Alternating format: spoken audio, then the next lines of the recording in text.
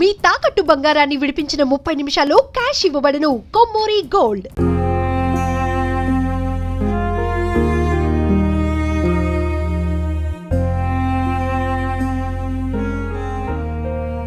అందరికీ నమస్కారం. నేను Swaroopa Potlapalli. Welcome to Suman TV.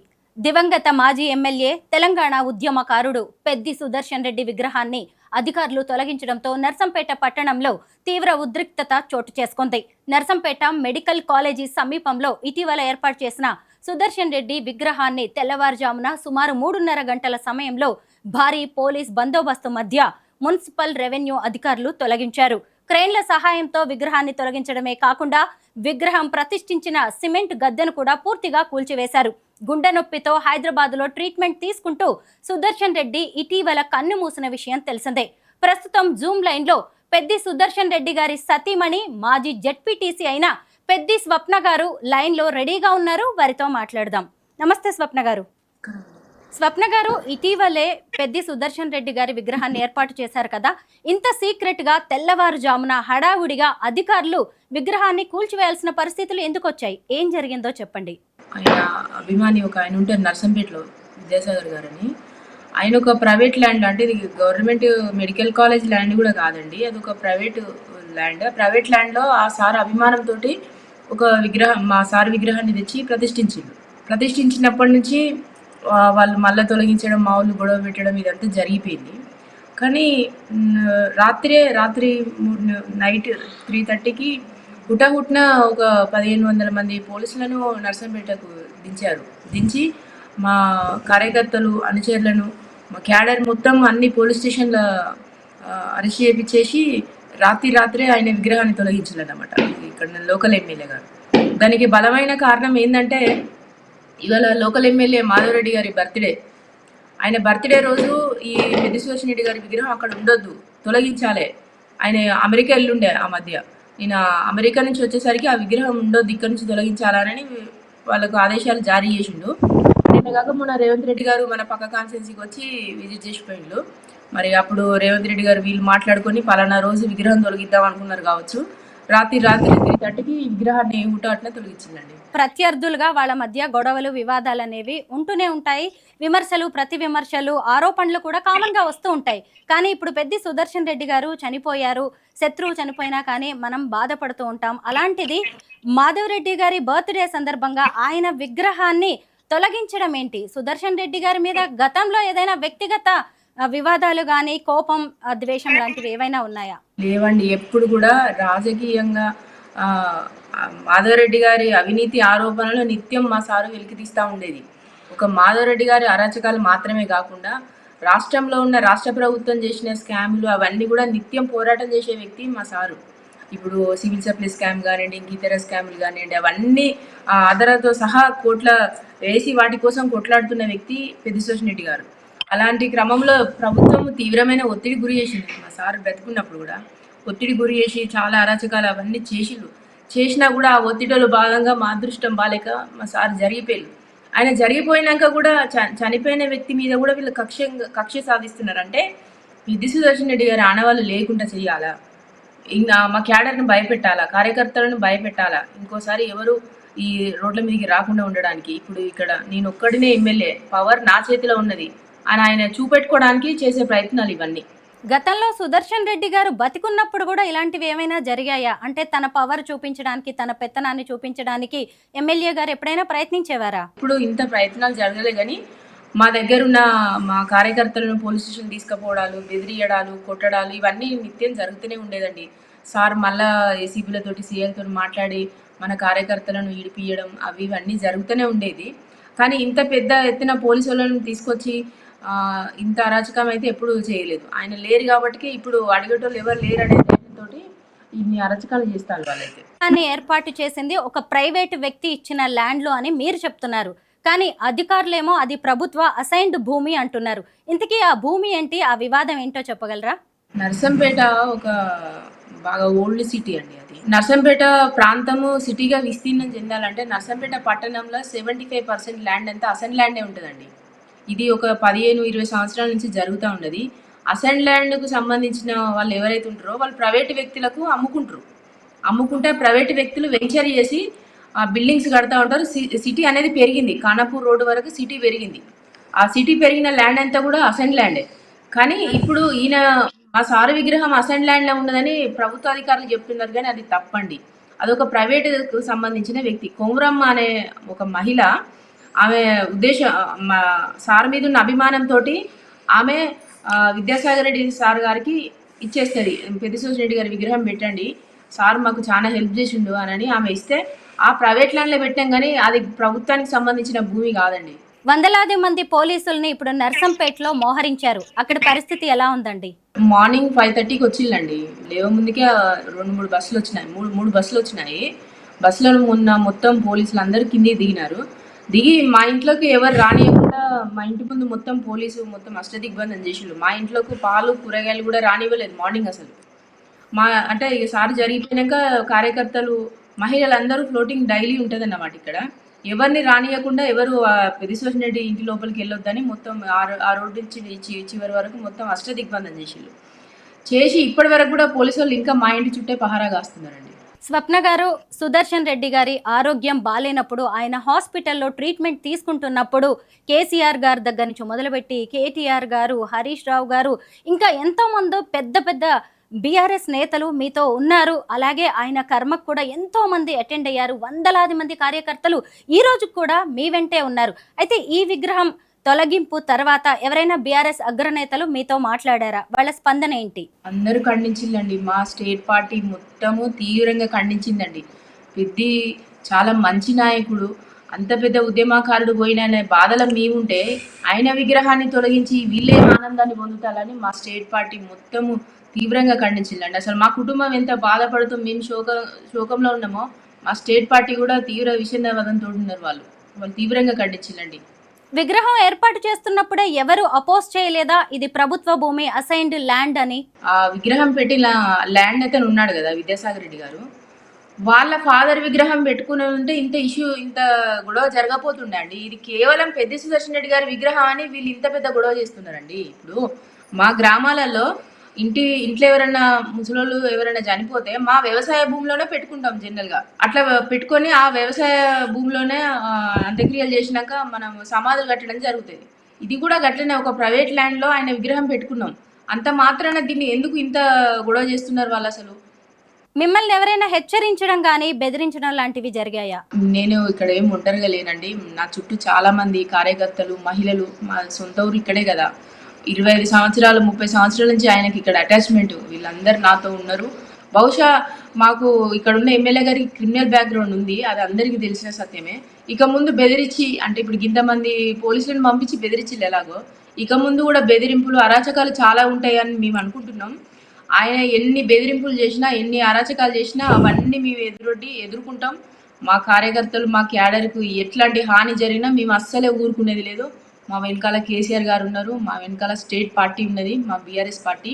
మేమందరం ఎలాంటి సమస్యలు వచ్చినా నిక్కచ్చిగా నిలబడి ఎదుర్కొంటాం. ఆ ధైర్యం ఉంది మాకు. సుదర్శన్ రెడ్డి గారు గొప్ప ఉద్యమకారులు. ఆయన నర్సంపేట మాజీ ఎమ్మెల్యే కూడా, ప్రజా సేవకుడు. తెలంగాణ రాష్ట్ర చరిత్రలో ఆయనకంటూ ఒక పేజీ ఖచ్చితంగా ఉంటుంది. ఆయన విగ్రహాన్ని తొలగించినంత మాత్రాన చరిత్రలో ఆయనకంటూ ఆనవాళ్లు లేకుండా పోతాయి అనుకోవడం ఖచ్చితంగా అమాయకత్వమే. అయితే ఈ విగ్రహాన్ని తొలగించిన తర్వాత మీరేం చేయబోతున్నారు? మీ కార్యాచరణ ఎలా ఉండబోతోంది? ఇప్పటి వరకు నిన్న నైట్ పోలీసులు తీసుకెళ్లారు కదండి మా కార్యకర్తలని, క్యాడర్ని. వాళ్ళంతా కూడా పోలీస్ స్టేషన్లో ఉన్నారు, ఇంకెవరిని రిలీజ్ చేయలేదు. వాళ్ళంతా బయటకు వచ్చినాక మేమంతా కూర్చొని ఒక నిర్ణయానికి వస్తాం తదుపరి కార్యాచరణ ఏందని. పెద్ది స్వప్న గారు ఎంతో ధైర్యవంతులు. జీవితంలో ఎప్పుడు ఊహించినంతటి గొప్ప భయంకరమైన ఘటన ఇప్పుడు మీకు ఎదురైంది. కల్లో కూడా ఊహించింది, ఇది ఎవరి శత్రువులకు కూడా రాకూడనది. అలాంటిది పెద్ది సుదర్శన్ రెడ్డి గారు మీకు దూరం అయిపోయారు. ఇంతకు మించింది మీరు జీవితంలో ఇక ముందు చూసేది కూడా ఉండకపోవచ్చేమో. ఇంత పెద్ద ఉత్పాతాన్నే తట్టుకొని నిలబడగలిగిన వారు ఇక ముందు ఎలా వెళ్ళాలనుకుంటున్నారు? రాజకీయాల్లో కొనసాగుతారా? యాక్టివ్గా ఉండబోతున్నారా? పెద్ది సుదర్శన్ రెడ్డి గారి వారసత్వాన్ని మీరు ముందుకెలా తీసుకెళ్తారు? మా సారు ఆయన టీనేజ్ నుంచి ఆయన చివరి రోజు వరకు కూడా ప్రజాసేవలోనే ఉన్నారు. అంటే గెలిస్తేనే అధికారం ఉంటేనే ప్రజాసేవ కాదు, ఓడిపోయినా కూడా ప్రజాసేవ అనే దాన్నే ఆయన నమ్మి బ్రతికినారు. ఖచ్చితంగా పెద్ది సుదర్శన్ రెడ్డి గారి ఉద్యమ స్ఫూర్తిని ముందుకు తీసుకెళ్తామండి. ఆయన ఆశయాలను ముందుకు తీసుకెళ్తాం. ఆయన నమ్ముకున్న ఉద్యమకారులు ఉన్నారు, కార్యకర్తలు ఉన్నారు, కుటుంబాలు ఉన్నారు. వాళ్ళకి చేదోడు వాదోడుగా నేను సహాయం చేస్తాను. నాకేదైనా ఆపద వచ్చినా వాళ్ళు వస్తారు, వాళ్ళకి ఏదైనా ఆపద వచ్చినా నేను వెళ్తా. ఖచ్చితంగానే ఉద్యమ స్ఫూర్తిని ముందుకు తీసుకెళ్తామండి. ఎందుకంటే ఆయన ఆశయాలు కొనసాగించాలి కదా. విగ్రహం తొలగింపుతోనే మీకు భవిష్యత్తులో ఎన్ని ఛాలెంజెస్ రాబోతున్నాయి అనేది అర్థమవుతూనే ఉంది. ఇక మీదట ఏదొచ్చినా ఇలాగే ముందుకు సాగుతాను అని మీరు అంటారా? ఖచ్చితంగా అండి. రేపు ఇప్పుడు మీరు అన్నట్టు జీవితంలో ఒక మహిళకి ఏ విపత్తు అయితే ఎదురు కావద్దో అంత పెద్దది జరిగిపోయింది నా లైఫ్లో. ఇంతకంటే పెద్ద ప్రమాదం అనేది ఏం ఉండదు నాకు తెలిసి. దాన్నే తట్టుకొని ఇప్పుడు నేను ఇంకా ప్రాణాలతో ఉన్నా కాబట్టి ఇంకా ఫ్యూచర్లో మాధవరెడ్డి గారు ఎలాంటి భయభ్రాంతులకు గురి చేసినా, ఎన్ని అరాచకాలు చేసినా మేము ఎదురు నిలబడి అవన్నీ ఎదుర్కొంటాం. మా వెనకాల కేసీఆర్ గారు ఉన్నారు, మాకు స్టేట్ పార్టీ ఉన్నది, బీఆర్ఎస్ పార్టీ బలంగా ఉన్నది. మాకు అంత ధైర్యం, కొండంత ధైర్యం కేసీఆర్ గారు ఉన్నారు కాబట్టి ఎలాంటి విపత్తు వచ్చినా ఎదుర్కొంటామండి. అందులో ఎలాంటి సంకోచం లేదు. సుదర్శన్ రెడ్డి గారికి హార్ట్ అటాక్ వచ్చిన రోజు ఏం జరిగింది? అప్పుడు మీరు ఆయనతో పాటే ఉన్నారా? ఉన్నాము. ఆయనకు అంటే హార్ట్ అటాక్ రాలేదండి. ఆయన మార్నింగ్ స్నానం చేస్తా అని టవల్ కట్టుకొని ఉన్నాడు సారు. నాకు మొస్సు వస్తుంది అని అన్నాడు. నాకు మొస్సు వస్తుంది అంటే నేను అడిగినాను, మీకు చెస్ట్లో పెయిన్ వస్తుందా అని అడిగిన. అంటే లేదు అన్నారు. నాకు మొస్సు వస్తుంది, చెమట చూసినాను నేను. అబ్బో ఇంత చెమట రావద్దని ఒక 6-7 నిమిషాలలో తీసుకెళ్ళినామండి రోహిణి హాస్పిటల్కు. ఆయన నడుచుకుంటూ అంటే సపోర్ట్ తోటి నడుచుకుంటూ కారులో కూర్చున్నారు. హాస్పిటల్ బెడ్ మీద పడుకున్నాక నాకు ఆక్సిజన్ కావాలని అడిగిళ్ళు. అంతే ఇక కళ్ళు మూసుకున్నారు. కొంచెం అవన్నీ ఆక్సిజన్ పెట్టగానే నాకు భయమే, కొంత ఒక 2 అడుగులు వెనక్కి జరిగిన. ఇక తర్వాత ఆయన స్పృహలోకి రాలేదండి. ఆ రోజు నుంచి హైదరాబాద్ నుంచి ఇటు వరకు అంతే. ఇక ఒక్క రోజులో జరిగిపోయింది అంతా.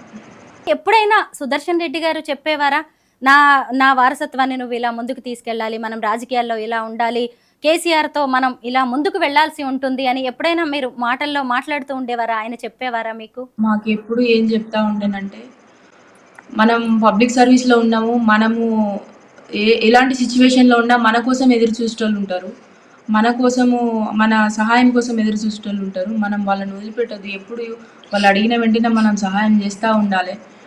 ఎందుకంటే ఈయన ఇక్కడున్న క్యాడర్ అంతా కూడా ఈయనతోటి 25-30 సంవత్సరాల నుంచి ఉన్నోళ్ళండి. తాత్కాలికంగా వచ్చిన వాళ్ళు కాదు, కొత్త పరిచయాలు కాదు. ఈయన స్నేహితులు, ఈయనతో పాటు పుట్టి పెరిగిన వాళ్ళు, ఊర్లకు ఊర్లు ఉంటారు ఇక్కడ.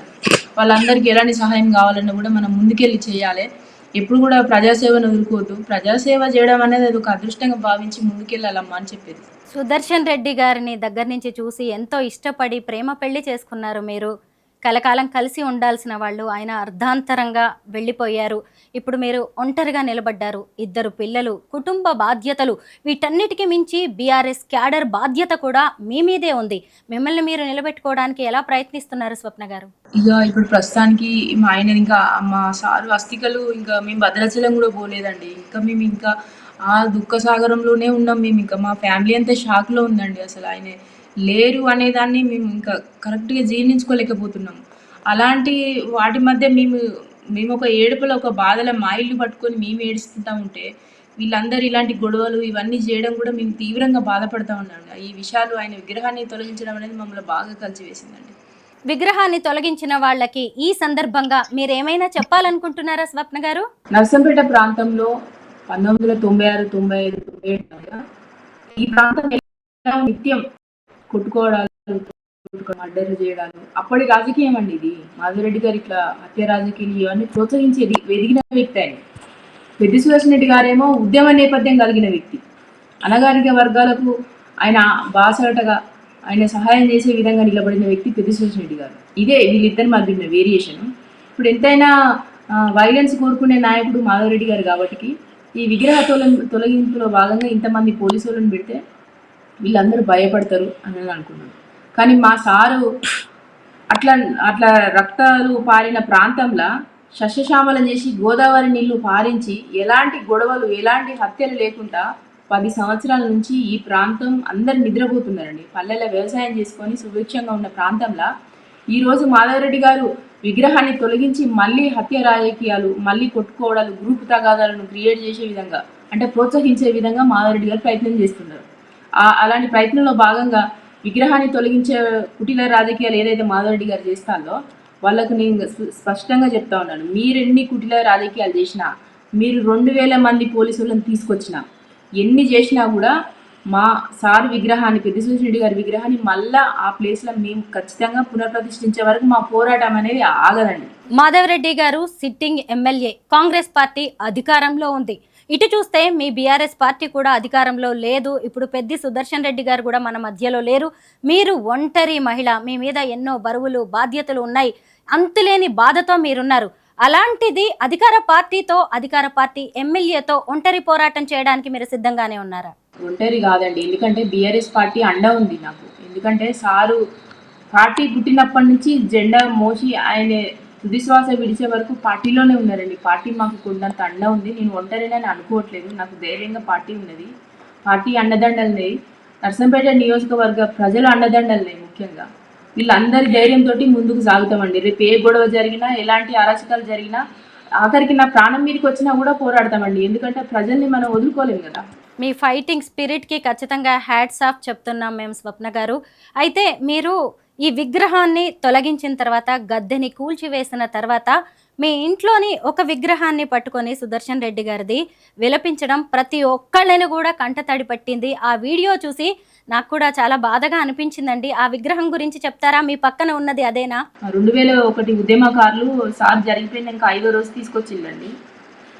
మేడం సేమ్ సార్ లెక్కనే చేయించినానని తీసుకొచ్చిస్తే మా పాప ఈ విగ్రహాన్నే చూస్తూ ఉంది ఊకే. మా సార్ తినే వస్తువులు కానీ అవి ఇవి కానీ ఇక్కడ వచ్చి పెడతా ఉంది. ఈ విగ్రహం ఆ పాప కోసమే బాగా నచ్చింది ఆమెకైతే. మేము కూడా ఆయన ఫేస్ కట్టు కనీసమైన ముఖ కవలికలను ఇలా చూసుకొని ఆనందపడతా ఉన్నాడు మా మధ్య అని. నిజంగా ఒక విగ్రహాన్ని తొలగించవచ్చు, కానీ 100 విగ్రహాలు కూడా ఏర్పాటయ్యే అవకాశాలు, ఆ రోజులు కూడా మళ్ళీ రావచ్చు. ఒక విగ్రహాన్ని తొలగించినంత మాత్రాన పెద్ది సుదర్శన్ రెడ్డి గారి చరిత్ర అనేది మాయమైపోవడం అనేది జరగదు. ఆయన ప్రతి ఒక్కరి గుండెల్లో ఉన్నారు. ఇలాంటి విగ్రహాలు మరెన్నో రేపటి ఆయనకి భవిష్యత్తులో ఏర్పాటయ్యే రోజులు కూడా రావచ్చు. మీరైతే జాగ్రత్తగా ఉండండి, ఇలాగే ధైర్యంగా ముందుకు వెళ్ళండి. పిల్లలు జాగ్రత్త. థ్యాంక్ యూ సో మచ్ స్వప్న గారు.